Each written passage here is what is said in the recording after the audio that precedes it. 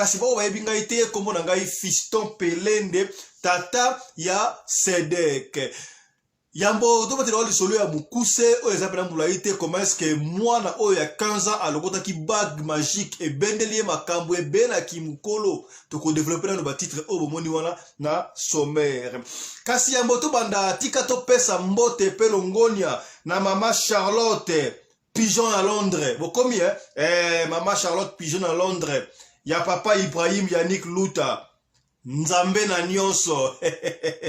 Voilà, président orchestre Pesa Tango. Pour combien c'est que bien. Maman Charlotte Pigeon à Londres, c'est que bien. On va y revenir dans nos prochaines éditions. Bango peut-être maman papa, basa balandi minene ya radio le collé télévision. Koyoka pas cité, koyoka sonité, kobanga te, soki anniversaire na eux ezali. Communiqué nécrologique, nyonso to lingto bayo na radio